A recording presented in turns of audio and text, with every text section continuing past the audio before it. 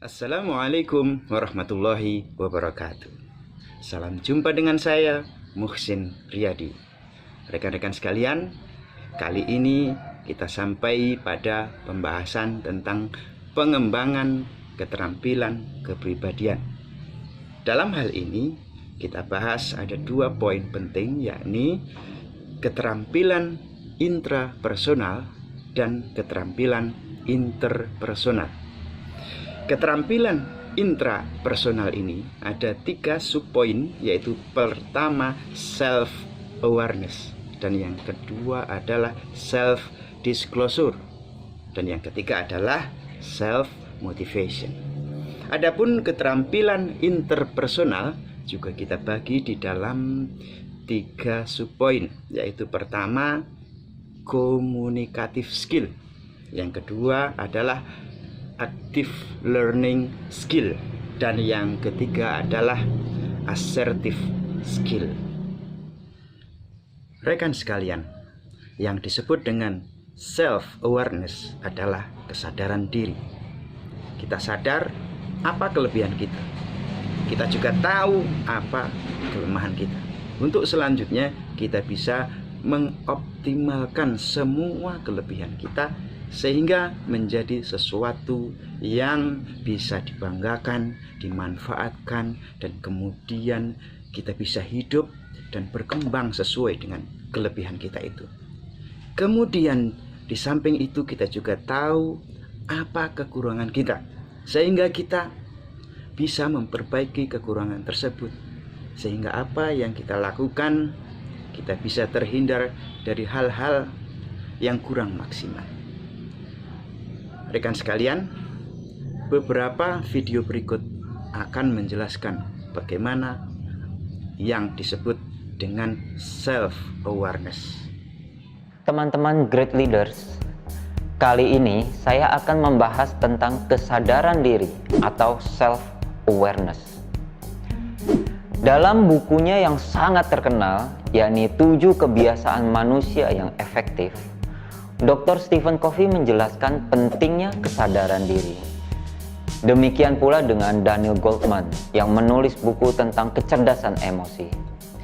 Bahkan, beliau sangat menekankan kecerdasan emosi seseorang dimulai dari kesadaran akan dirinya terlebih dahulu. Lalu apa itu kesadaran diri? Kita sering mendengar atau membaca pepatah berikut yang juga pernah disampaikan oleh Dr. Stephen Covey maupun tokoh-tokoh luar biasa di dunia, di antaranya Mahatma Gandhi, Dalai Lama. Pepatahnya sebagai berikut: apa yang kita pikirkan akan menjadi tindakan. Tindakan kita akan menjadi kebiasaan kita. Kebiasaan kita akan menjadi karakter kita. Dan pada akhirnya karakter kita akan menentukan nasib kita. Dari pepatah tersebut kita bisa lihat memang luar biasa apa yang kita pikirkan itu. Masalahnya, apa yang kita pikirkan itulah yang diawali oleh kesadaran diri kita sendiri. Sebagai contoh, banyak teman-teman yang perokok aktif. Kesadaran diri mereka terhadap bahaya merokok tidak begitu kuat. Jika Anda memintanya untuk berhenti merokok, bukan hal yang mudah dilakukan oleh mereka.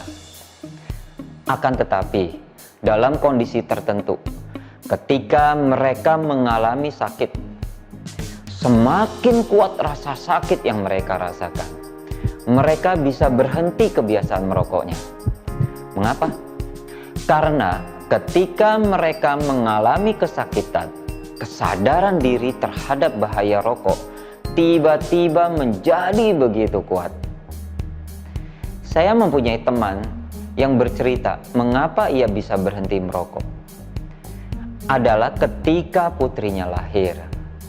Yang ia pikirkan bahwa ia tidak ingin anak kesayangannya terpengaruh oleh bau rokok dari badannya. Tiba-tiba, kesadaran diri yang begitu kuat membuat ia mampu menghentikan kebiasaan merokoknya. Contoh hal lain tentang kesadaran terhadap lingkungan di sekitar kita. Kalau saya keliling di banyak daerah di Indonesia, saya lihat banyak kepedulian masyarakat yang masih sangat rendah terhadap masalah sampah. Bahkan, saya pernah melihat sebuah stadion megah di daerah Cikarang dan saya kagum dengan keindahan bangunannya. Akan tetapi, begitu melihat kondisi lingkungannya, sungguh sangat memprihatinkan. Begitu kotor, sampah berserakan di mana-mana, dan ini bukan hanya di sana, hampir terjadi di banyak tempat yang lain. Saya lihat asal banyak orang berkumpul, di sana permasalahan sampah muncul. Bahkan lebih memprihatinkannya lagi, pernah ketika saya ikut kegiatan kebersamaan karyawan, tentu pada waktu saya masih bekerja, saya melihat tempat yang awalnya begitu bersih, tetapi selesai acara itu adalah tempat terkotor yang pernah saya lihat. Dan lebih menyedihkannya lagi, saya lihat sendiri ketika orang tuanya di depan putra-putri mereka membuang sampah sembarangan, tanpa sedikit pun ada perasaan bersalah. Bahkan ironisnya, ada seorang yang bertanya kepada ayahnya, "Ayah, ini dibuang di mana?" Dan apa jawaban sang ayah? "Buang saja nak di sini." Mengapa mereka melakukan hal itu? Padahal ini hal yang sangat sederhana, tidak perlu dilakukan pendidikan khusus. Siapapun tahu bahwa itu hal yang tidak benar. Jawabannya juga sama, karena kesadaran diri yang salah sejak awal. Para orang tua itu bukan tidak tahu bahwa itu tidak benar, tetapi bagi mereka itu tidak memberikan pengaruh yang besar. Karena dalam pikirannya, toh nanti juga ada orang yang membersihkan. Atau, ya, karena tidak ada tempat sampah, jadi mereka buang di mana saja. Pemikiran tersebut akan berakibat pada tindakan yang mereka lakukan. Ketika saya sampaikan kasus ini pada banyak seminar, saya sampaikan, apakah mereka ingin melihat putra-putri mereka berhasil dan menjadi orang hebat di kemudian hari? Mereka semua kompak menjawab, mau. Kemudian saya tanya mereka, bagaimana caranya? Mereka mengatakan harus mengajari anak-anaknya untuk menjadi orang hebat. Saya ilustrasikan sebagai berikut. Suatu hari ada pesta pejabat tinggi di negara ini bersama seluruh keluarganya. Ketika selesai pesta, tempat acara tersebut begitu kotor dan berantakan, sampah berserakan di mana-mana. Pertanyaannya, menurut Anda, apakah mereka seorang pejabat yang pantas menjadi tauladan? Jika saya tanyakan hal ini, hampir semua mengatakan tidak, karena seorang pejabat seharusnya memberi contoh yang baik kepada orang lain, memberi contoh perilaku yang benar. Dan membuang sampah dengan cara sembarangan itu contoh yang tidak benar. Lalu bagaimana dengan sang ayah yang memberi contoh pada anaknya untuk membuang sampah sembarangan? Padahal kita tahu pasti bahwa seorang anak belum tentu memahami apa yang diajarkan oleh orang tuanya.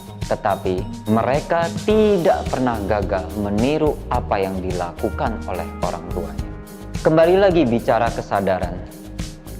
Pada akhirnya, kesadaran seseorang tentang pentingnya memberi contoh perilaku hebat di dalam hidupnya, kesadaran seseorang akan pentingnya menjaga lingkungan, itu pula yang akan menjadi tindakannya. Bicara kesadaran diri ini artinya, ketika kesadaran diri kita dari awalnya salah, maka tindakan kita selanjutnya akan salah. Sama seperti mereka yang terus merokok tanpa menyadari kesehatan mereka. Sama seperti orang tua yang membuang sampah sembarangan. Karena kesadaran terhadap lingkungan yang tidak terbentuk. Karena itu, penting sekali memahami kesadaran diri atau self-awareness ini di dalam kehidupan nyata kita. Lalu, bagaimana kesadaran Anda terhadap dunia kerja Anda? Apa yang menjadi kesadaran diri Anda terhadap apa yang Anda kerjakan? Itu akan sangat menentukan perilaku Anda selanjutnya. Pernah dalam satu seminar, yang pekerjaannya sebagai bagian dari perusahaan jasa kebersihan atau cleaning service. Uniknya, walaupun mereka bekerja sebagai bagian membersihkan area kerja, bahwa hampir seluruh waktu kerja mereka dilakukan untuk hal tersebut. Akan tetapi, saya tanya, ketika mereka tidak bekerja dan sedang berada misalnya di warung makan, saya tanya setelah mereka merokok, kemana puntung rokok tersebut dibuang? Sangat mengejutkan, sebagian besar tidak menyadari bahwa mereka membuang sembarangan dimanapun. Sebagian di lantai, sebagian di got. Jadi artinya, walaupun bekerja sebagai bagian dari pencipta kebersihan pun, ternyata tidak memiliki kesadaran diri yang benar terkait kebersihan itu sendiri. Menurut saya pada akhirnya, mereka bekerja bukan dengan hati. Mereka tidak akan bisa berbahagia dengan pekerjaannya. Pernah saya menyaksikan acara di televisi tentang petugas kebersihan toilet di Jepang. Petugasnya ketika diwawancara, mereka mengatakan betapa mereka bangga dengan pekerjaannya. Mereka bangga dengan apa yang dikerjakannya. Karena itu, mereka melakukan pekerjaannya tersebut dengan bahagia dan penuh kebanggaan. Tetapi, perilaku mereka terhadap kebersihan menjadi begitu sangat kuat. Karena itu, saya sering bertanya kepada teman-teman pada banyak sesi pertemuan. Menurut Anda, loyalitas itu kepada siapa? Sebagian besar mengatakan bahwa loyalitas kepada perusahaan. Sebagian lagi mengatakan loyalitas kepada bosnya. Dan saya sampaikan kepada mereka bahwa mereka salah. Karena sebenarnya loyalitas kita sesungguhnya kepada profesi kita, pada profesionalisme kita. Tidak peduli apapun profesi Anda, karena tidak ada yang salah dengan sebuah profesi. Akan tetapi, ketika Anda loyal dengan profesi Anda, maka Anda akan bergerak dengan hebat. Bergerak dengan kemampuan memperbaiki. Itu yang sering saya katakan, bekerja dengan hati. Seandainya saya seorang cleaning service, saya akan loyal terhadap pekerjaan saya, maka saya ingin melihat perubahan kondisi orang-orang di sekitar saya, kesadaran mereka terhadap kebersihan, kesadaran mereka terhadap lingkungan. Bukan hanya kita mampu membersihkan. Jika saya seorang maintenance, kepedulian dan kecintaan saya terhadap mesin menjadi begitu kuat. Karena itu tugas maintenance bukan memperbaiki mesin yang rusak. Akan tetapi bagaimana menjaga mesin tidak rusak. Merawat, mengajak semua orang menjaga dan merawat mesin dengan baik. Jika saya bagian dari quality control, saya bukan tukang sortir. Bukan hanya bisa memisahkan barang baik atau buruk. Tetapi lebih jauh lagi, bagaimana saya bisa menciptakan kondisi kualitas barang dari setiap proses selalu terjaga dengan baik sehingga tidak ada masalah di akhir prosesnya. Dan apapun profesi Anda. Kembali intinya adalah kesadaran diri atau self-awareness kita yang harus benar. Akhir kata, mari teman-teman great leaders, perbaiki kesadaran diri kita masing-masing, niscaya Anda akan menjadi orang hebat selanjutnya. Salam great leaders, saya Hengki Ong dari Human Capital Solution Indonesia. Rekan sekalian, dalam suasana ketika kita tampil di masyarakat, kita sering diwarnai dengan keraguan, dengan ketakutan yang tentunya tidak perlu berlebihan. Kita banyak khawatir, jangan-jangan yang kita lakukan salah, jangan-jangan kita tidak bisa bersaing, atau jangan-jangan kita akan kalah. Nah, berkaitan dengan hal ini, kita harus belajar tentang apa yang disebut self-disclosure, yakni apa yang disebut pengungkapan diri. Kita harus belajar tadi apa kekurangan dan kelebihan kita, lalu kita harus belajar bagaimana cara kita berekspresi di masyarakat, cara kita bergaul ketika kita menjadi mahasiswa, dan cara kita berhubungan dengan masyarakat ketika kita terjun di masyarakat. Berikut ini video yang sedikit banyak bisa menjelaskan kepada kita tentang apa itu yang disebut dengan self-disclosure. Namaku Revi. Aku seorang mahasiswi dan aku memiliki hobi yang berusaha aku tutupi. Hobiku itu menggambar. Hari itu aku sedang menggambar di kelas. Tanpa kusadari, Umum melihat gambarku. Ketika menyadarinya, aku menutup gambaranku.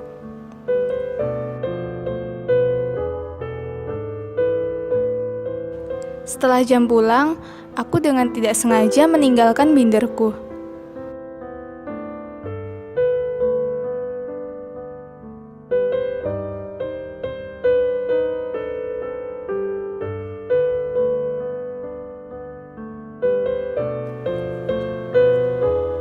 Setelah menyadarinya, aku memutuskan untuk kembali ke kelas. Aku menemukan Umu sedang membuka binderku dan melihat gambarku.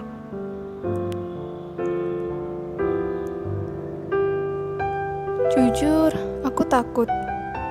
Rasa tidak enak, Umu mengejarku untuk meminta maaf. Tak mengapa, ucapku.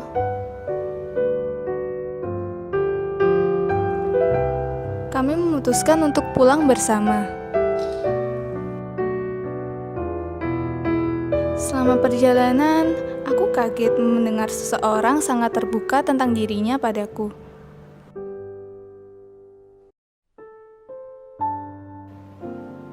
Dia bahkan memuji gambarku, tapi justru itu membuatku malu.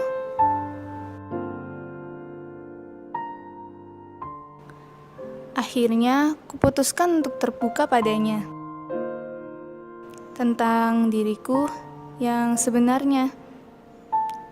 Dari dulu, Revi, ngapain kamu? Mulai gambar-gambar lagi kamu? Bukannya belajar, malah gambar-gambar. Gambar itu gak penting. karena itu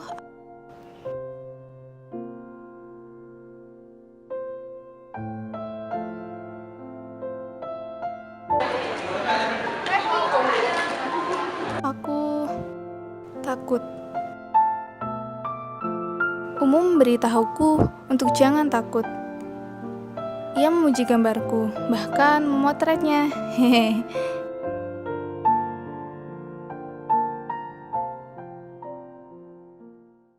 Karena kamu, aku mendapatkan respon positif dari orang sekitarku.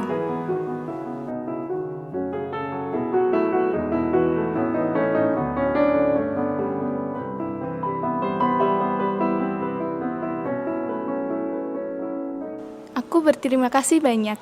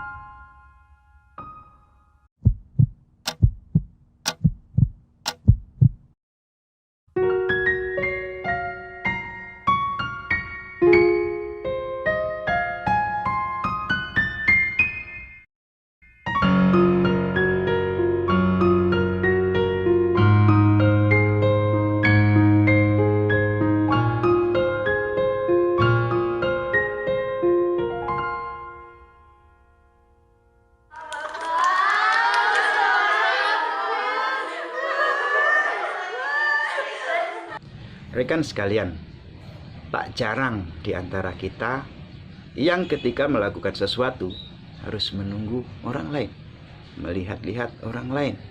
Kita tidak tahu kapan kita harus memulai, bahkan tidak tahu harus melakukan apa. Disitulah kita sebagai mahasiswa harus jeli. Kita harus teliti, harus tahu siapa diri kita. Disitulah kita butuh yang dinamakan self motivation. Kita bisa memotivasi diri kita sendiri untuk maju, untuk berkembang, untuk bersaing. Di persaingan global yang ketat ini, kita butuh azam yang kuat, semangat yang luar biasa, yang membara, yang bisa mewujudkan keinginan kita. Berikut ini bisa kita lihat apa kira-kira yang disebut dengan self motivation. Kayak gini paling 1 jam juga kelar. Dietnya tunda dulu deh. Beli makan ini aja, mumpung lagi diskon. Lah, hari ini mager banget. Kayaknya gue lari paginya besok aja lah. Nah, kalimat tadi boleh jadi sering muncul di benak lo saat lo mau ngerjain sesuatu tugas, aktivitas, atau kegiatan lainnya. Secara sadar atau nggak sadar, seringkali kita menunda-nunda sesuatu yang kita anggap penting dan malah beralih mengerjakan hal lain yang lebih menyenangkan mungkin ya. Padahal nggak terlalu penting. Terus harus gimana? Makanya nonton video ini sampai habis, gue bakal jelasin gimana caranya supaya lo bisa mengatur diri lo dengan baik. Supaya lo gak menunda-nunda dan supaya lo bisa mencapai tujuan lo.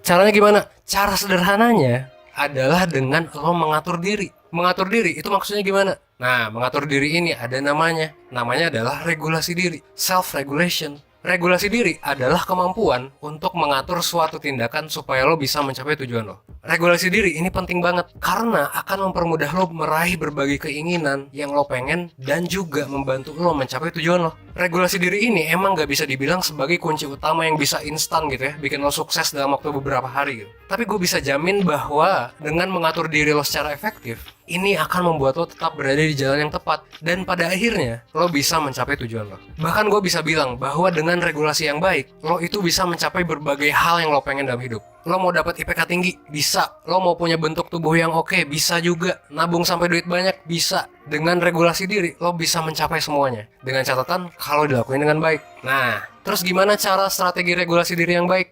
Ada 3 step penting nih dalam regulasi diri. Apa aja tuh? Pertama, lo harus punya plan. Jadi semuanya tuh harus ada rencananya. Lo harus buat rencananya dulu. Pada fase ini lo harus menjawab pertanyaan, emang apa sih yang lo pengen capai? Berapa lama waktu yang lo butuhin buat mencapai itu? Emang apa aja yang kira-kira bisa menghambat atau mempercepat proses lo mencapai tujuan lo? Pertanyaan-pertanyaan tadi itu semua perlu lo rencanain. Lo tulis tuh rencananya di kertas atau mungkin di komputer lo gitu ya, atau di HP bahkan. Lo bisa menentukan rencana ini berdasarkan kemampuan lo kayak gimana sekarang, perkiraan hasil yang lo pengen kayak gimana, tujuan lo apa, dan seberapa penting hal ini gitu. Seberapa mau lo mengorbankan banyak hal untuk mencapai hal ini gitu ya. Tapi mungkin beberapa dari lo masih bingung kan, nentuin tujuan kayak gimana gitu kan, dan lain sebagainya. Nah, kalau misalnya lo masih bingung tentang plan lo bisa nonton tuh video tentang mengenali diri yang udah dipublish oleh 1% sebelumnya. Gue yakin lo pasti bisa kebantu dari video itu.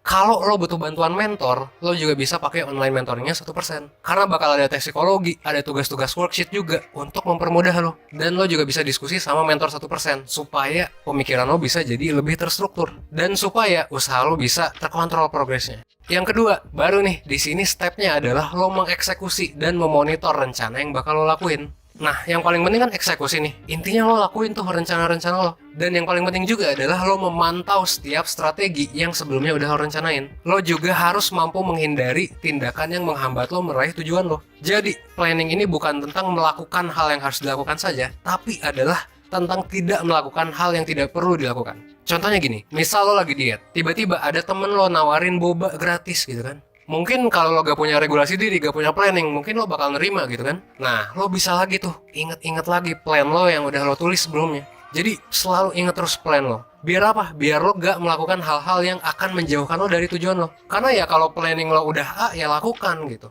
Jangan sampai plan lo A, tapi yang lo lakuin sebaliknya gitu kan. Malah menjauhkan lo dari tujuan lo. Nah, ini emang gak mudah. Dan pastinya perasaan lelah dan bosan itu wajar. Dan bakal menghantui lo dari menahan godaan ini. Tapi tentu ini bisa dilatih. Buat caranya mungkin lo bisa cek video-video sebelumnya di playlist self-awareness gitu ya. Yang ketiga, kalau lo udah terus-menerus mengeksekusi plan lo ya, dan memonitor terus, sekarang lo mesti nilai tingkat keberhasilannya. Nah, ini namanya fase refleksi. Di fase ini penting buat lo untuk menilai apa aja sih yang udah tercapai, apa aja sih yang mesti harus diubah, dan apakah strategi yang lo udah lakuin itu efektif atau enggak.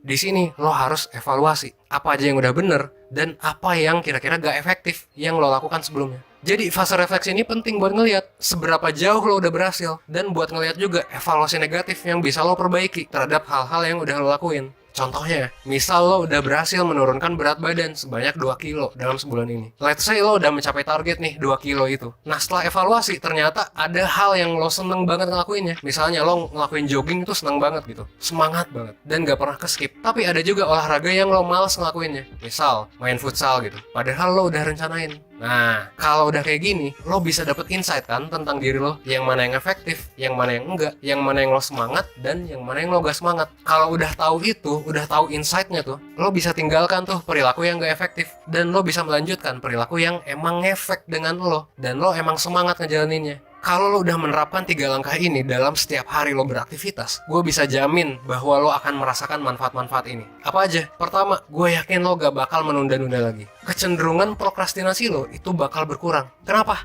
Karena lo udah punya plan, itu satu. Yang kedua, lo melakukan eksekusi dan monitoring terhadap plan tersebut. Dan yang ketiga, lo mengevaluasi plannya. Yang mana yang sukses, yang mana yang kurang sukses. Nah, dari sana, lo gak bakal prokras lagi. Karena kayak, oh ya, lo udah punya plan. Dan tujuannya tuh benar-benar besar gitu, dan benar-benar penting buat lo. Itu yang pertama. Yang kedua, regulasi diri ini bikin lo bisa menilai mana hal yang penting dan mana hal yang gak penting. 3 langkah tadi itu bisa bikin lo berpikir secara rasional, apakah suatu tindakan itu bermanfaat atau justru malah merusak. Misal mungkin sekarang lo lagi rebahan nih, ya kaum rebahan gitu kan, dan lo gak ada aktivitas seharian. Let's say lo lagi gabut gitu ya, kan ada beberapa tindakan nih yang bisa lo pilih. Entah itu mungkin lo minum boba yang banyak, lo bisa tidur seharian, ngerokok, main game, ya banyak lah pilihannya kan. Tapi kalau lo udah punya plan atau tujuan dan lo bisa meregulasi diri lo dengan baik, kemungkinan besar lo akan melakukan hal yang bermanfaat untuk mencapai tujuan lo. Misalnya mungkin membaca buku, mungkin lo olahraga kalau mau diet ya, atau mungkin buka channel 1%. Nah, dan gue gak tahu ya, banyak banget tindakan produktif lainnya yang bisa lo lakuin. Tapi tindakannya tentu bisa beda-beda. Mungkin tadi cuma beberapa yang gue sebutin. Tapi intinya ya itu, lo bakal ngelakuin tindakan sesuai plan dan tujuan lo yang udah lo tentuin. Tergantung tujuan lo apa dan lo mau kemana. Jadi lo bakal bisa menilai hal yang mana yang penting, hal yang mana yang gak penting. Terakhir mungkin gue pengen share kutipan dari orang bijak. Intinya sih gini, selalu ingat bahwa lo itu gak bisa mengatur dan mengontrol semua hal dalam hidup. Tapi ada satu hal yang bisa lo kontrol, yaitu lo bisa mengatur diri lo sendiri. Pengaturan diri ini penting. Kenapa? Karena pengaturan diri adalah kunci lo untuk mencapai kesuksesan. Rekan sekalian, pada poin pertama terkait intrapersonal skill sudah kita bahas. Sekarang kita lanjut ke poin yang kedua, yakni interpersonal skill. Di dalam interpersonal skill ini, pertama yang kita bahas adalah communicative skill, yakni cara bagaimana kita berkomunikasi. Jadi bagaimana komunikasi ini bisa berjalan lancar. Kita bisa mendapatkan atau juga menyampaikan kejelasan informasi, kemudian ketepatan informasi, kesesuaian konteks, alur yang jelas, sehingga pesan yang disampaikan dalam sebuah komunikasi itu tersampaikan. Berikut ini ada cuplikan video yang menggambarkan bagaimana itu communicative skill atau skill komunikasi yang baik.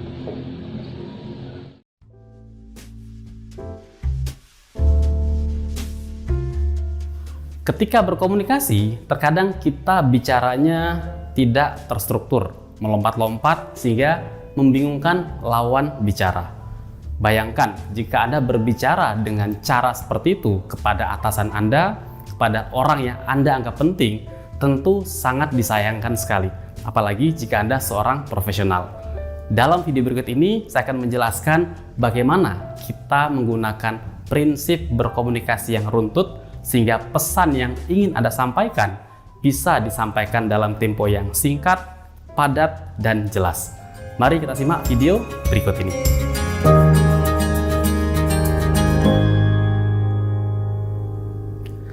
Terima kasih Anda sudah menyaksikan video ini. Jangan lupa subscribe di channel ini karena saya membagikan banyak tips buat Anda untuk menjadi seorang profesional yang lebih baik lagi. Sekarang kita akan membahas bagaimana prinsip komunikasi yang baik. Dalam hal ini prinsip komunikasi yang runtut. Terkait komunikasi yang runtut, maka ada 5 tahapan yang Anda harus lakukan. Yang pertama adalah sampaikan apa yang menjadi maksud atau tujuan Anda. Contoh, misalkan saya ingin berbicara kepada atasan saya, maka saya mengatakan, Pak, saya mau bertanya. Pak, saya mau menyampaikan sebuah informasi. Pak, saya mau meminta persetujuan. Itu adalah contoh bahwa saya menyampaikan maksud saya. Apakah untuk bertanya sesuatu, melaporkan sesuatu, atau meminta persetujuan atas sesuatu. Maka respon yang akan diterima oleh audiens kita, oleh atasan kita, dia akan siap untuk menerima apa yang hendak kita sampaikan selanjutnya. Kemudian setelah kita sampaikan maksud dan tujuannya, kita sampaikan sebuah konteks. Jadi misalkan tadi saya sampaikan, Pak, saya mau menyampaikan informasi terkait penjualan di perusahaan kita selama 3 bulan terakhir. Nah, perhatikan penjualan 3 bulan terakhir itulah konteksnya. Saya sampaikan konteksnya. Berikutnya kita masuk ke isu, di mana kita sampaikan apa yang menjadi permasalahan yang hendak kita komunikasikan, apa inti pesan yang hendak kita sampaikan. Maka saya bisa mengatakan penjualan kita selama 3 bulan terakhir ini mengalami penurunan.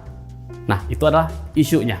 Nah, setelah saya sampaikan sebuah isu, sebuah inti pesan, maka berikutnya saya harus masuk ke dalam argumen. Apa yang menjadi pendukung terhadap pesan tadi itu. Maka saya katakan, kenapa penjualan kita menurun? Ada 2 hal.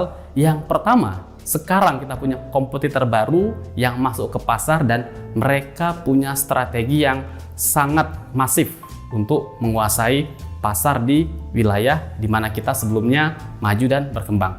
Sebaliknya, perusahaan kita belum melakukan terobosan-terobosan baru terkait cara kita menjual sesuatu. Itulah argumen pendukung kenapa pesan tadi itu disampaikan, kenapa isu tadi itu muncul. Dan terakhir, kita tutup pembicaraan kita dengan menyampaikan apa yang tadi menjadi maksud kita. Maka saya katakan, jadi Pak, itulah yang ingin saya informasikan kepada Bapak supaya Bapak memahami situasi penjualan kita per saat ini. Nah, ini adalah contoh komunikasi yang runtut. Dimulai dari maksud dan tujuan, konteks, apa isunya, inti pesannya, argumen pendukung, dan terakhir di penutup. Jadi Anda bisa gunakan ini terkait berbanyak hal. Kalau tadi contohnya untuk memberikan informasi, Anda juga bisa gunakan untuk bertanya. Pak, saya mau bertanya terkait laporan yang hendak kita sampaikan di meeting direksi. Saya sudah mulai mengerjakan laporan itu, tapi saya bingung periode laporan yang mana yang harus saya masukkan. Karena kalau saya perhatikan dari meeting direksi bulan yang lalu, yang dipakai adalah laporan bulanan. Sementara meeting direksi yang 2 bulan sebelumnya adalah laporan kuartal. Maka saya ingin bertanya kepada Bapak, yang mana yang kita pakai? Apakah laporan bulanan, kuartal, atau periode yang lain? Jadi itu yang ingin saya tanyakan kepada Bapak. Nah, itu contoh saya berkomunikasi yang runtut untuk bertanya. Dan Anda juga bisa melakukan komunikasi runtut ini untuk meminta sebuah persetujuan. Misalkan pada atasan Anda sampaikan, Pak, saya mau minta persetujuan terkait rencana kita mengganti vendor sebuah raw material di company kita ini. Problemnya adalah bahwa vendor yang lama itu sekarang sering telat mengirimkannya dan kualitas mereka mulai menurun sehingga bermasalah.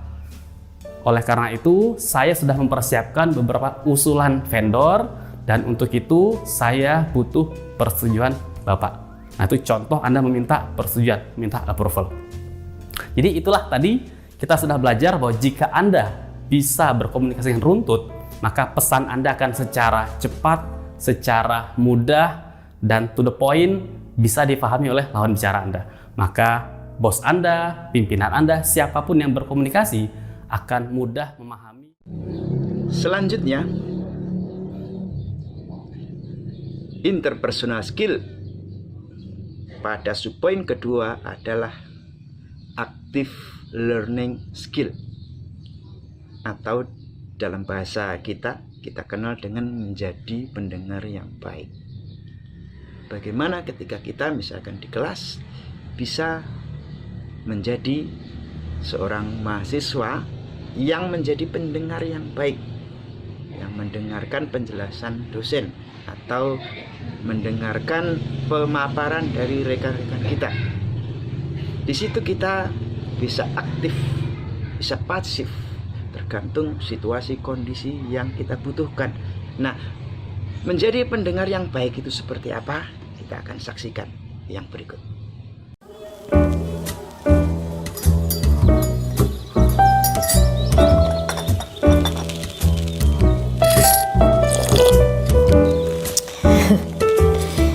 Saya selalu senang sekali setiap kali mendengarkan suara yang dihasilkan ketika kita mengaduk teh di dalam cangkir. Rasanya tuh seperti mendamaikan banget. Padahal kalau misalnya kita cuman hanya mendengar bunyinya, kita cuma akan mendengar bunyi kayak gesekan antara sendok dengan cangkir ketika kita mengaduk. Tapi ternyata ada pemaknaan yang lebih dalam dari itu yang seringkali dirasakan oleh banyak orang. Dimana biasanya saat mendengar bunyinya kita merasa damai, kita merasa tenang, luar biasa deh pokoknya rasanya. Nah, pernah gak sih kita mendengar orang lain, mendengar apa yang disampaikan orang lain seapa adanya dan sedalam ketika kita misalnya mendengar suara yang dihasilkan dari adukan teh tadi?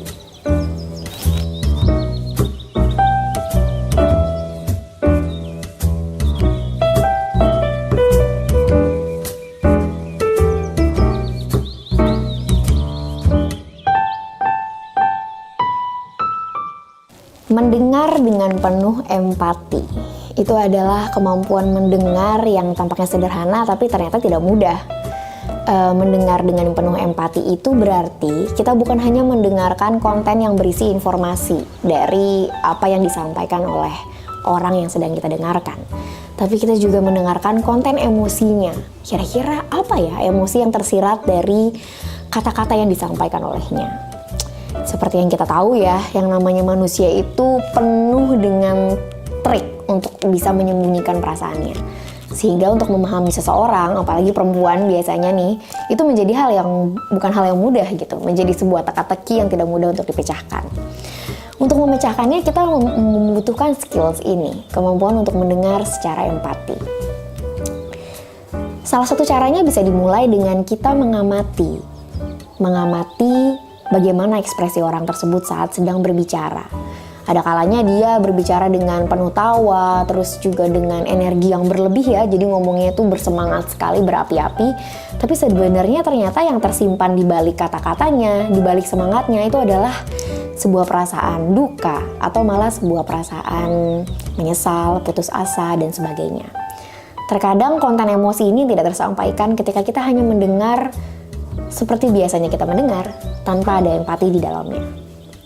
Cara kedua yang bisa dilakukan adalah dengan sepenuhnya mengosongkan pikiran kita dari kemungkinan-kemungkinan kita mengelompokkan kira-kira dia mau ngomong apa ya. Atau kemungkinan kita menebak-nebak, ini pasti dia mau ngomongin ini nih. Karena kita punya kecenderungan melakukan itu. Saking banyaknya memori yang sudah ada di dalam kepala kita. Nah, coba deh dikosongin. Sama halnya seperti kita mungkin saat mendengarkan suara teh ya, kita tidak berharap apa-apa terhadap teh tersebut. Tidak mengira-ngira juga akan seperti apa bunyinya. Sehingga akan lebih mudah bagi kita secara apa adanya menerima bunyinya, menerima suara yang disampaikan olehnya, dan juga mungkin sebuah makna yang bisa kita dapatkan darinya. Misalnya tadi soal kedamaian dan juga ketenangan. Begitu juga saat mendengar orang lain.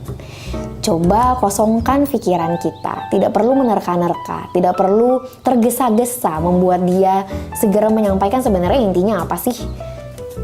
Nah, sekarang mari beranjak ke strategi yang ketiga untuk mendengar secara empatik. Seorang tokoh psikologi humanis, Carl Rogers, itu meyakini bahwa setiap orang itu memiliki kebutuhan untuk didengar, sangat ingin untuk didengar. Maka untuk bisa mendengar orang lain dengan cara yang empati, cobalah kita mendengar mereka sebagaimana kita ingin didengar oleh orang lain. Biasanya gimana sih kita mau didengar sama orang lain? Pastinya kita mau didengar tanpa adanya kemungkinan kita dinilai oleh orang lain. Pastinya kita juga mau didengar sepenuhnya, di mana tidak ada embel-embel, mereka mendengar kita hanya supaya mereka bisa membalas perkataan kita. Kita ingin didengar sepenuhnya, di mana ya kita didengar untuk difahami. Nah, cobalah kita menjadi wujud pendengar yang seperti ini, di mana kita mampu tadi ya mengosongkan pikiran kita, memperhatikan ekspresi mereka, melihat poin-poin tertentu yang mungkin sebenarnya sangat bermakna dari informasi yang disampaikan. Dan juga yang terakhir adalah di mana kita mendengar tanpa adanya penilaian, di mana kita mendengar adalah untuk memahami. Proses mendengarkan dengan penuh empati sebenarnya dapat menjadi sebuah proses bantuan yang dapat menyembuhkan atau membantu orang yang didengarkan untuk beranjak menuju kondisi yang lebih baik lagi. Jadi, yuk mulai mendengarkan dengan cara yang empati, sehingga kita dapat turut berperan membantu orang lain menjadi lebih baik lagi dari kondisinya sebelumnya. Terima kasih banyak, selamat menjadi pendengar yang baik.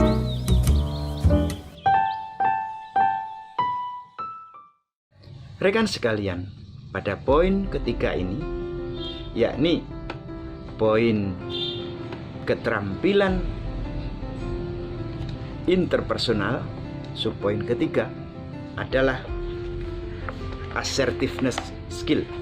Di dalam berkomunikasi, kita sering menjumpai ada 3 macam pola-pola komunikasi. Ada yang pasif, ada yang agresif. Nah, di sini ada yang asertif. Seperti apa pola komunikasi asertif? Bisa kita lihat sebagaimana berikut.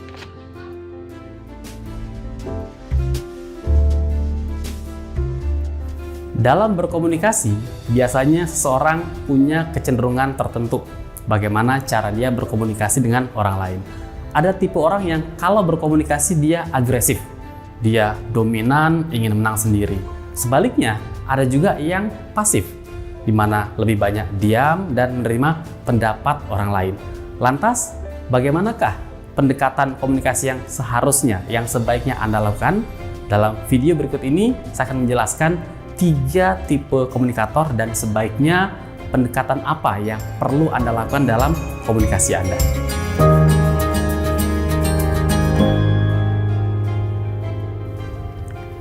Terima kasih Anda sudah menyaksikan video ini. Saya Muhammad Nur dari Persita Edu. Jangan lupa subscribe karena dalam channel ini saya menjelaskan banyak topik seputar manajemen, leadership yang akan membantu Anda untuk menjadi manajer yang lebih baik lagi. Mari kita lihat apa itu 3 tipe komunikator. Ketika seorang berkomunikasi, ada orang yang punya kecenderungan agresif. Jadi orang yang seperti ini Anda mungkin saksikan di tempat kerja Anda, di lingkungan Anda. Biasanya mereka kepengen menang sendiri. Jadi kalau punya perbedaan pendapat, pendapatnya lah yang harus menang. Dan orang yang agresif biasanya juga punya kecenderungan menghakimi orang lain. Jadi dia menghakimi, oh kamu itu begini, sebaiknya nggak begitu, harusnya begini. Itu namanya proses menghakimi, tanpa dia mengolah terlebih dahulu dengan baik. Dan orang yang agresif suka memotong, suka mendominasi pembicaraan. Jadi ketika orang lain sedang berbicara, bukannya mendengar, tapi dia malah memotong dan dia balik mendominasi. Nah, siapa orang yang punya kecenderungan agresif ini?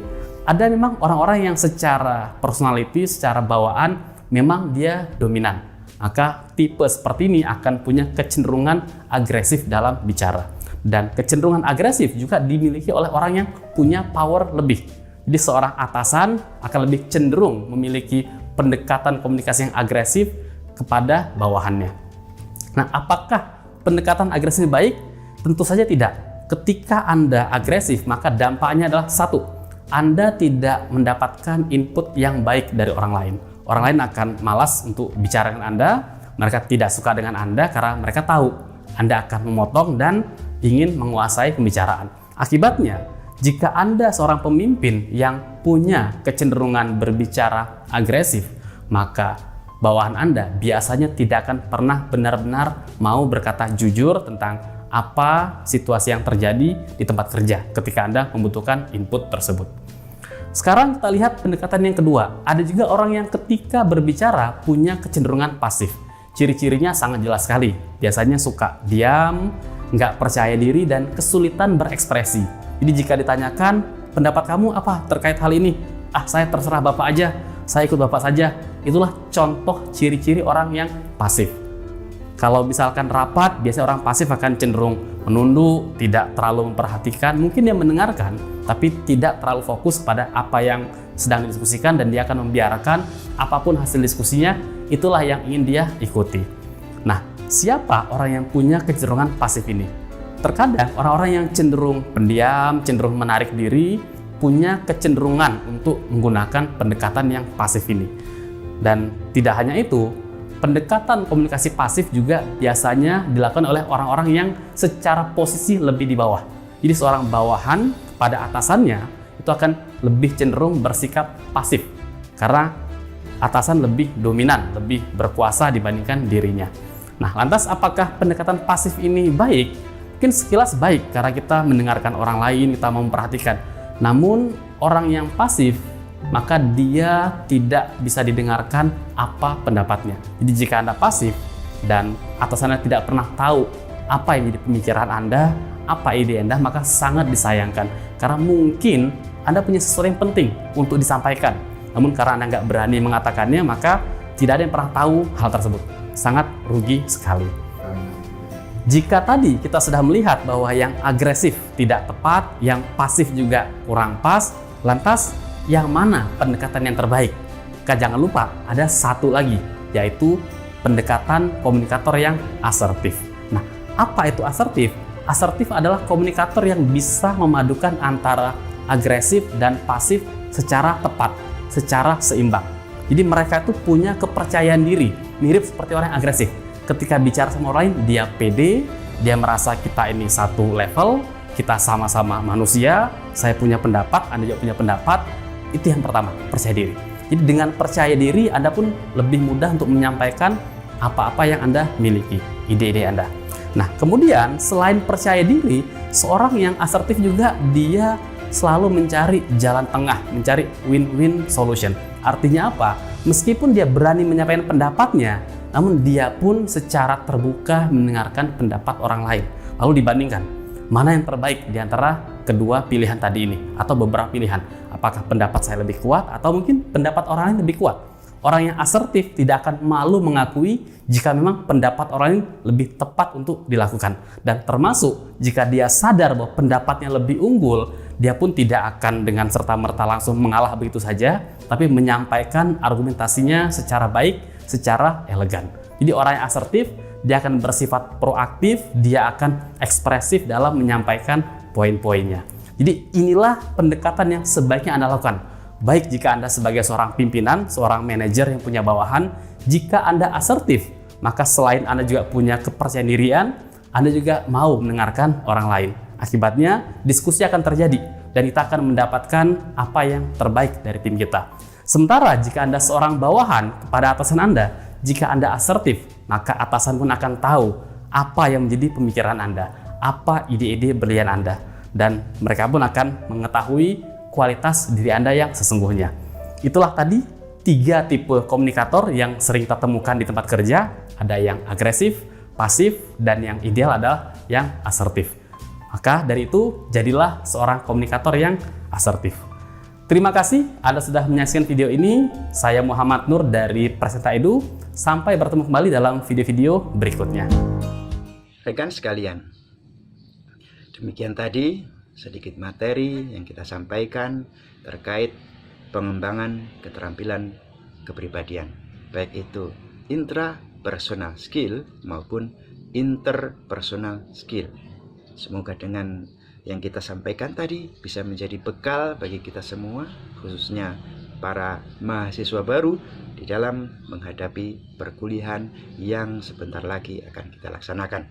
Semoga semua menjadi mahasiswa yang sukses menjadi manusia yang bermanfaat bagi nusa, bangsa, dan agama. Saya Muhsin Riyadi, apabila ada kesalahan mohon maaf. Wabillahi taufik wal hidayah. Wassalamualaikum warahmatullahi wabarakatuh.